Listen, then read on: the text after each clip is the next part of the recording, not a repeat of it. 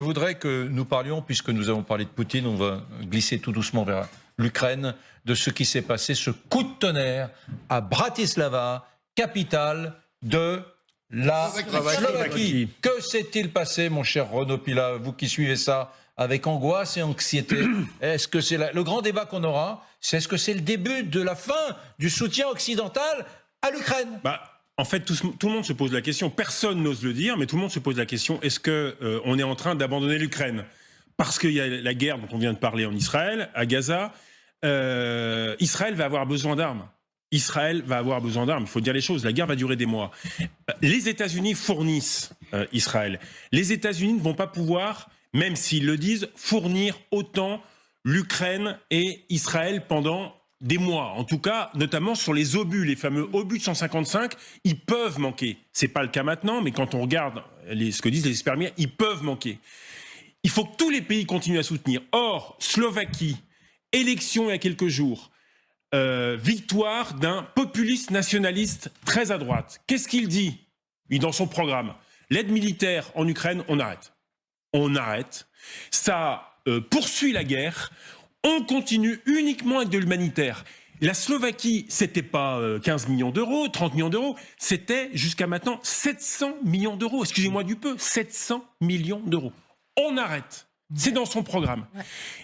Et ça, est-ce qu'il y a un effet domino possible? On le verra, mais comme on a des élections quasiment dans toute l'Europe dans l'année à venir, et on a les élections européennes par le mois de mars, qui peuvent être un tremblement de terre, eh bien, les Ukrainiens, c'est pour ça, doivent serrer les boulons sur l'aide militaire, parce que les opinions sont en train de se travailler et le temps passe. Est-ce qu'il peut y avoir un effet domino? Ce Premier ministre slovaque, il a pris ses fonctions hier, et il a annoncé la fin de l'aide militaire aujourd'hui. Écoutez-le.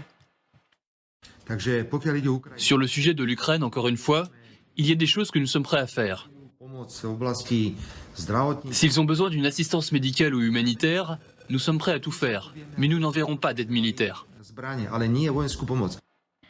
Ce ne sera plus qu'humanitaire et civil. Est-ce que ça peut être inquiétant? Est-ce que Kiev s'inquiète?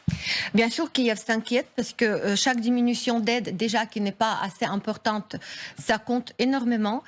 J'ai lu une étude d'une cellule d'information de l'Union européenne au mois de mai de cette année, qui prévoyait déjà la victoire de parti qui vient de gagner ses élections en Slovaquie. Donc, quelque part, c'est pas une sorte de tonnerre dans la journée calme et tranquille. Il l'avait dit, mais il le fait. On était préparés. Oui. Il a bien tenu sa parole. Mais surtout, il faut savoir que c'est quelque chose... la Slovaquie, il n'y a pas d'autres pays aujourd'hui dans l'Union européenne qui sont aussi pro-russes que Slovaquie et Hongrie. Parce que c'est pas la première fois. Malheureusement, il y a déjà Hongrie. Et il y a une sorte d'entente, comme on dit, entre la Hongrie et la Slovaquie, entre Viktor Orban et aussi le nouveau Premier ministre slovaque. Mais bien sûr, pour les Ukrainiens, la période est dure, mais on ne perd pas l'espoir parce qu'il nous manque les armes qui n'ont pas été livrées, qui ont été promis. L'Europe nous a promis, n'oublions pas, 1 million d'obus. Il y avait à peu près 300 000 qui ont été livrés. On espère d'ici encore la fin d'année, encore 300 000. Vous voyez, si seulement ce qui a été promis était livré au bon moment, on n'aurait pas été aussi inquiet parce que les avancements auraient été beaucoup plus intéressants, beaucoup plus visibles. Mais bien sûr, Mais on sent quand même, on sent une ambiance. C'est le grand mot à la mode là maintenant, hein, l'ambiance. On sent une ambiance en Europe, à tel point que le patron de la diplomatie européenne, Josep Borrell, en répondant à une interview, un peu durci de ton, quoi. On sent que maintenant, il faut presque faire la démonstration que cette aide à l'Ukraine est une nécessité. Certains Européens estiment qu'il est temps de pousser l'Ukraine à négocier et à rechercher la paix avec la Russie avant qu'elle ne récupère tous ses territoires. Cela se produira-t-il un jour ou l'autre? Cela dépend des Ukrainiens et de nous aussi. Il est un peu hypocrite de dire que cela dépend des Ukrainiens, car ils ne peuvent pas se défendre sans notre soutien. Je connais un moyen de mettre rapidement fin à la guerre.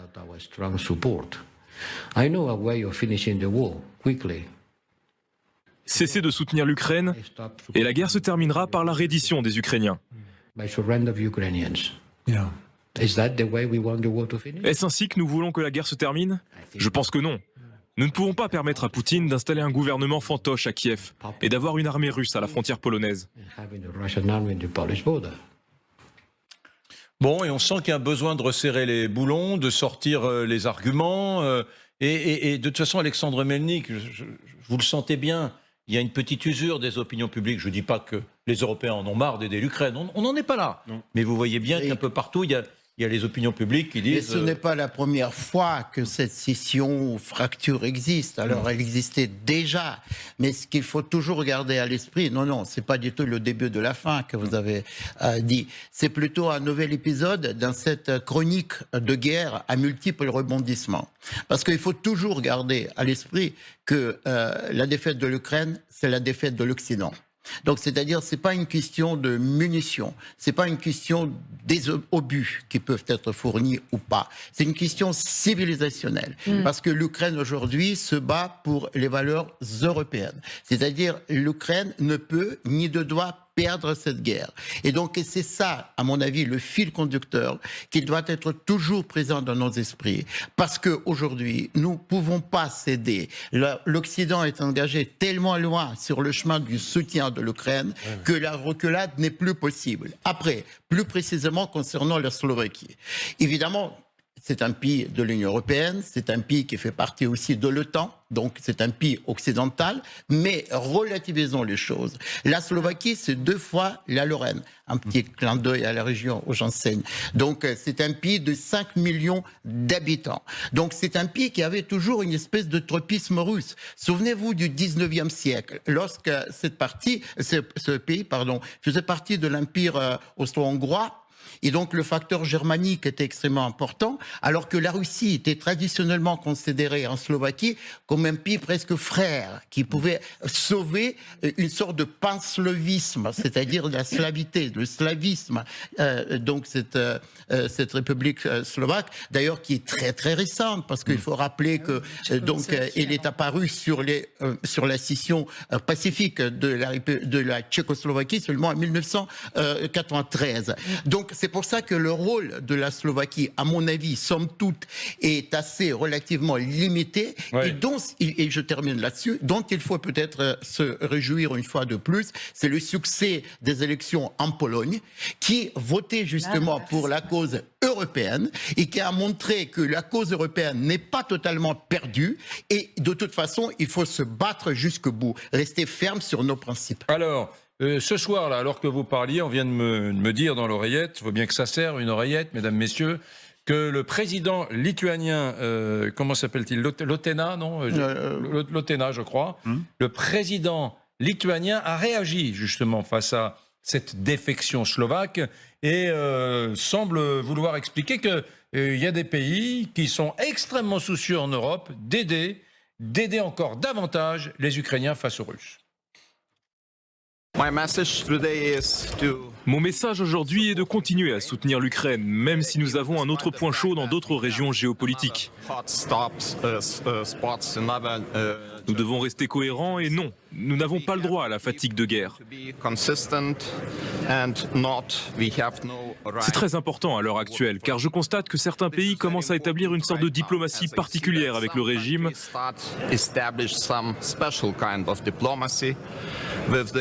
dont l'armée commet des atrocités en tuant des personnes sur le territoire ukrainien. Il est très important, surtout maintenant, dans cette étape critique de la guerre, de rester unis et de ne pas diviser notre politique étrangère. Car sinon, ce sera la politique des 27 États membres. Nous n'avons pas le droit de faire ça.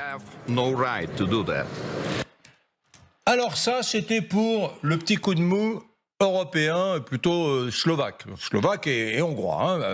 Petit coup de mou dans le soutien à l'Ukraine. Mais le petit coup de mou, il n'est pas qu'en Europe. Mais non, parce qu'on a quand même la sensation, on entend votre discours rassurant, mais on a quand même la sensation que les difficultés en ce moment s'accumulent pour l'Ukraine. Il y a plein de signes qui arrivent en même temps. Donc on parlait de la Slovaquie. Et de l'autre côté de l'Atlantique, ce qui se passe aux États-Unis, est-ce que ce n'est pas aussi inquiétant pour Kiev, dans la mesure où la Chambre des représentants a enfin un speaker? Vous savez que ça faisait 3 semaines qu'ils essayaient d'élire un nouveau chef de la Chambre basse aux États-Unis. Et voilà celui qui a été choisi, c'est Mike Johnson, qui est un fidèle de Donald Trump, autrement dit, opposé à la poursuite de l'aide militaire à l'Ukraine. Est-ce que ça peut avoir des conséquences sur l'aide américaine future? Pas l'arrivée de ce monsieur, qui est un inconnu total. Inconnu total, mais qui est là parce qu'ils fidèle ont eu du mal à trouver un remplaçant au prédécesseur qui a été obligé de démissionner. Non, ce qui est inquiétant, si vous voulez, moi je ne crois absolument pas au fait que les États-Unis se retirent du conflit ukrainien. Ils ne peuvent pas se le permettre, mais il y a deux tempéraments. Non, mais ils votent les budgets alloués à l'Ukraine. J'entends bien, mais pour le moment, c'est encore possible. Mais il y a deux tempéraments. C'est pas rien que ce soit un Trumpiste anti-aide à l'Ukraine qui soit patron de cette Chambre. Je finis. La première des choses, c'est que je pense que s'il y a un jour une comparaison à faire aux États-Unis entre Israël et l'Ukraine, Israël sera toujours vainqueur. Ça sera toujours prioritaire, par rapport à l'Ukraine. Vous allez me remonter le moral de Allah. Je vous remercie. Voilà. Moi, je suis pas pour... se mettre sous Xanax ou je le déplore. Sous l'Exomil. Je le déplore. Je le sais, malheureusement. Je le déplore. Enfin, je ne déplore pas qu'ils aident les Israéliens, mais je déplore que malheureusement, ça peut être une perspective. La deuxième chose, c'est que si, d'aventure, Trump est élu, c'est là où ça peut changer, effectivement, parce qu'en plus, il y aurait de nouvelles élections parlementaires, et il pourrait encore accroître son avantage au Congrès. À ce moment-là, c'est sûr qu'il pourrait se poser des questions. Mais je ne vois pas comment, néanmoins, Trump peut se désintéresser de l'Ukraine. Ça me paraît tout à fait... Malgré ce qu'il dit. Irréaliste, complètement irréaliste, parce que ce serait donner...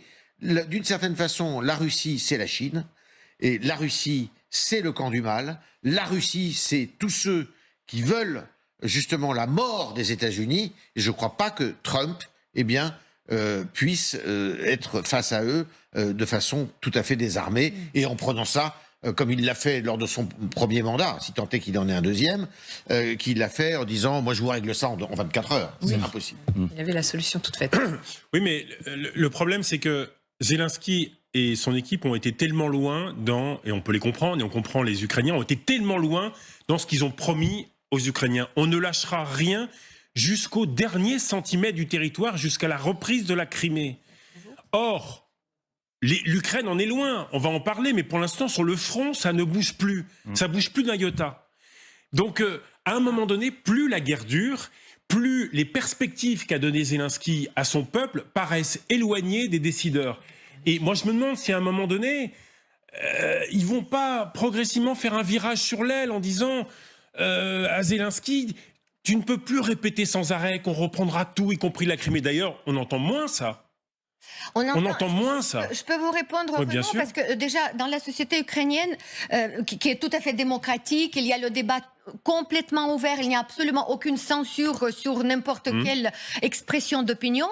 C'est même pas le président Zelensky qui le dit, c'est le peuple qui exige. Aujourd'hui, s'il y a quelque chose qui unit complètement les Ukrainiens, c'est la récupération de tous les territoires, dans les frontières de 1991. Après, à l'intérieur, il y a les débats comment, par qui et quand, mais tout le monde est sûr qu'on ne lâchera rien. Et vous êtes trop pessimiste sur les histoires militaires. Vous ne connaissez peut-être pas les détails que peut-être notre colonel nous les présentera.